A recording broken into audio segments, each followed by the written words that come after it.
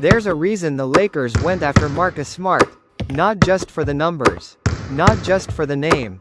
But for the moments. Moments like this. Meeting LeBron James at the rim, and saying no. Disrupting a shy Gilgeous-Alexander What does it feel like to be in this building, particularly with your career starting in Boston and what you meant to that organization, to that atmosphere? It definitely did, but it's an honor. I was telling you to be able to play for one of the most historical franchises, let alone play for two, and to be purple and gold. This is a dream. I wish my mom was there to be able to see this, but it's exciting. It's definitely something that being in the East with Boston, I probably never would have thought of. But once I left, it became a possibility, and I wanted to make sure that. What made you choose the Lakers of your other team at this level? Why here? There's a lot of reasons, but the main one, being able to play with two of the best to do it in this game. Two greats, the greatest basketball players in this era.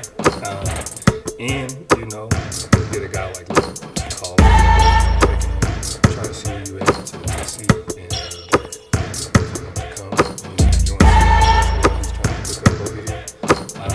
And for him to see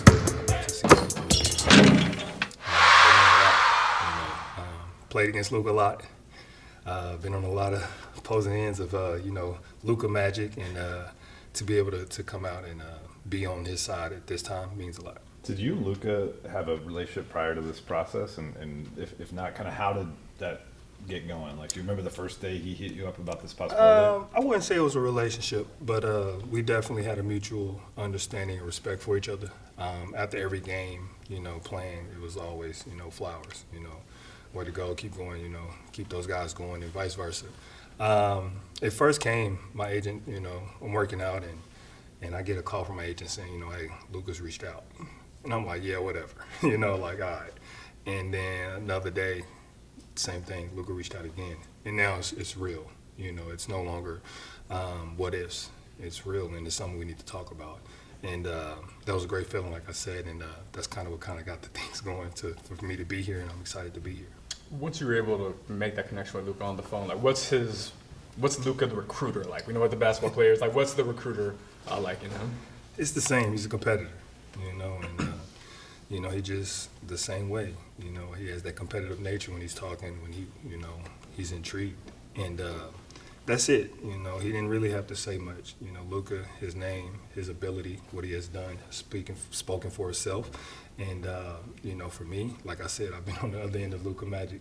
So, to be able to come and join and see it and witness it on the other side is something that I was like, why not give it a shot?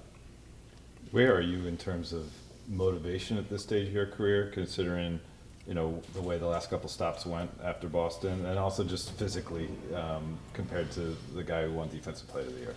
Yeah, I'm very motivated.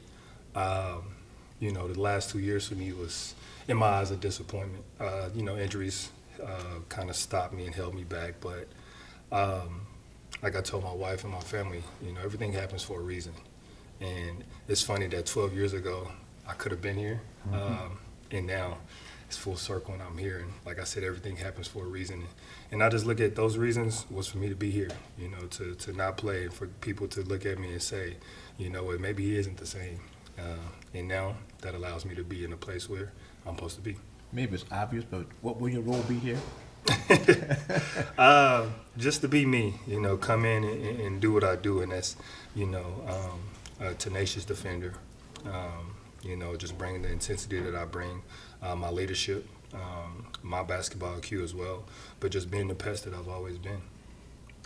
I mean, no disrespect to Memphis, because when you were traded there, like the goal was very much so to win, and you guys were winning before the injuries and stuff like that. But what is the opportunity to play on this stage, high stakes basketball? How does that kind of figure into all of this? Oh, it's at the top. I mean, the main goal, the reason you go out and you compete the way you compete is to try to win championships.